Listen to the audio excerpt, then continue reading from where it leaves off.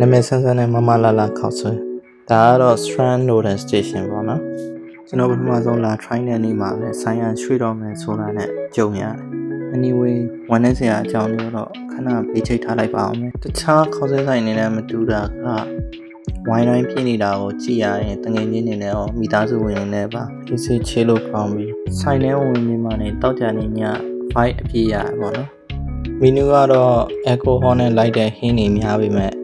တစ်ဖက်မှာလည်းကျွန်တော်တို့လိုမတောက်နိုင်တဲ့လူတွေအတွက်လည်းဟင်းပွဲတွေအများကြီးရှိရပါတော့အမှန်ကဆိုင်မှာမမလာလာရှိတယ်ဆိုတော့မှားလိုက်တာဗျာတကယ်ရောက်လာတော့မမလာလာခောက်ဆွဲဖြစ်နာမည်ဆိုလို့ရင်တော့မမေးခဲ့ရပါဘူးရတာတော့မာလာခောက်ဆွဲလို့ပြောတာထက်မျိုးမိရှည်ရတာလို့ခံစားရတယ်ပါဝင်ပစ္စည်းတွေလည်းကြီးတာနဲ့တယ်ပေါ့နော်နောက်ပြီးတပွဲစာထင်လို့မှာလိုက်တာ2ယောက်စားလို့ကုန်မဲ့ portion size လည်းဖြစ်သူများအတွက်တော့နေတော့ပဲကျွန်တော်အတွက်တော့များနေတော့ဒီတစ်ခေါက်တော့အင်းကိုပါဆယ်အနေနဲ့ပဲယူသွားလိုက်ပါတော့တယ်နောက်ပြီးတော့ကျွန်တော်ထင်တယ်ဆိုင်ပိတ်သွားလဲဆိုင်နဲ့ပတ်သက်ပြီးတော့အမှတ်တရရှိတဲ့သူတိုင်းရင်းထဲမှာအမြဲဆွဲပြီးတော့ချိန်ထည့်မယ်ဆိုတာ